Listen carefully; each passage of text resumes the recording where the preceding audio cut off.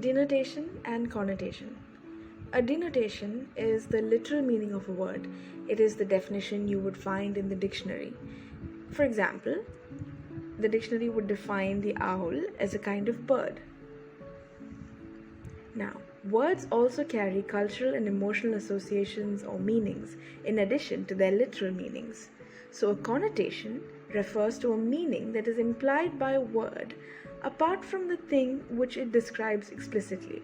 For example, an owl also connotes wisdom in some cultures, while in other cultures it is related to death. Let's start with a very common literary technique that I'm sure all of you are already familiar with from your school days, the simile. A simile, as you know, is a comparison between two unlike things, usually using the words like or as. For example, there is a dialogue from the movie Forrest Gump where he says that life is like a box of chocolates.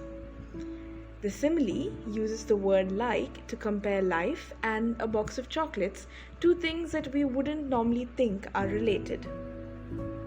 Now, a metaphor states that an object or an idea is in some way the same as another seemingly unrelated thing. For example, if I were to use a simile to insult someone, I might say that he is like a rat.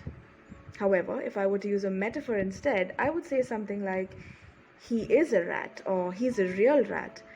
Now, of course, I'm not saying that the person that I'm insulting is a rat. I'm just using a metaphor to draw a connection between this person and this rather unsavory animal. Another example of a metaphor is from a very popular song which says, "You are my sunshine, my only sunshine, you make me happy when skies are grey." Now, the singer is most definitely not saying that this person is literally sunshine, but instead drawing a connection between the feeling of enjoying sunshine and the happiness that comes with being out in the sunshine, and connecting that with this person that they're trying to describe.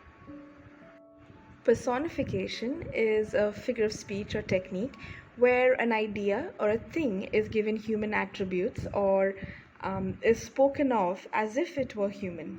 Now, this is an interesting, creative, and very effective way for a writer to illustrate a concept or make a point. For example, the poet Emily Dickinson says, "The heart wants what it wants, or else it does not care." Now, here the poet is attributing human qualities of desire and need to an organ of the body which would otherwise not which is incapable of actually feeling those emotions. Now that you have the hang of similes and metaphors, you can actually put them together to create a more complicated kind of comparison called a conceit. A conceit is a figure of speech where the writer creates a sense of surprise or shock for the reader by presenting a comparison between two things that would otherwise not go together. For example, a broken heart is like a damaged clock. Now, the difference between a broken heart and a damaged clock is unconventional. But once you think about it, you can see the connection. Both a broken clock and a broken heart seem to stop, but both can be mended with time. Conceits usually demand the attention of the reader because the comparison seems so far-fetched or novel or shocking or even delightful. Historically, there have been two kinds of conceits that have been used. One is the Petrarchan conceit, which is usually found in poems about lamentations about love, where the writer uses an unlikely connection between a natural element and their lover. Now, one really good example of this is Sonnet 130 by Shakespeare, where he says, "My mistress's eyes are nothing like the sun." And he goes on to describe how his mistress is not like a lot of other things that would normally be used to comment on the beauty of a woman. Another kind of conceit is the metaphysical conceit. right? Petrarchan conceits were pretty straightforward, but metaphysical conceits, which especially are associated with the poet John Donne, these are slightly more complicated, where it takes two things that are completely unrelated and it creates beautiful comparisons between them. For example, he compares lovers' souls with a compass. Right now, while that comparison might seem absurd, the legs of a compass can never truly part, just like lovers' souls. So, metaphysical conceits require a little bit of intellectual effort on the part of the reader to kind of decipher it, but that is also what makes it extremely delightful. Hyperbole and meiosis. Now, a hyperbole is a figure of speech that involves exaggeration of ideas for the sake of emphasis. It is a device that we employ in our day-to-day speech. For instance, when you meet a friend after a long time, you say, "Oh, it's been ages since I last saw you." Now, you might not have met that person for a few hours or a few days, but when you use the word ages, it exaggerates and creates an emphasis to how long you feel you've been waiting. Another example of this is from a poem by W.H. Auden, where he says, "I love you, dear, I love you till China and Africa meet, and the river jumps over the mountain, and the salmon sing in the street." Now, none of these things are actually going to happen, and that is exactly why the author uses those things to talk about how he's going to love this person until all of these impossible things happen, implying that he's going to love this person for. Meiosis can be defined as a witty statement that belittles or dismisses something or somebody, particularly by making use of terms that give an impression that something is less important or less serious than it should be. An example for this is from King Lear by Shakespeare, where everybody, including the reader, is aware that the king is stark raving mad, but he himself refers to his mental state as, "I fear I'm not in my perfect mind." So here you see that he's actually playing down his state of mind, and the author uses this technique here to create a humorous effect in the play. Metonymy and synecdoche. Now, they sound complicated, but these are literary techniques that you're already using in your everyday life. Metonymy is a technique where you replace an object or an idea with another word that is kind of made up of another word that is closely associated with it, or is made up of words that are closely associated with it. For example, take the term silver screen. We all know that silver screen is a concept for movies. It's a substitute for movies, for theaters.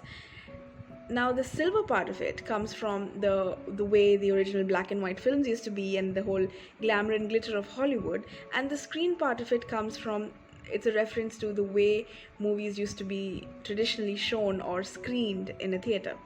So, instead of saying that it appeared in a movie, we say it appeared on the silver screen.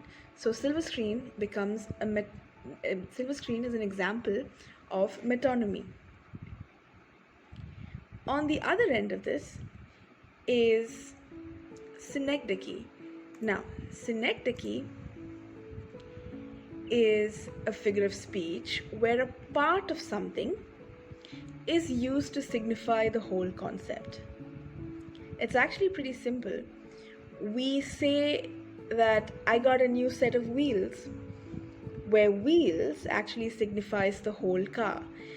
Wheels, so here you note, a part of an object is used to signify the whole of it.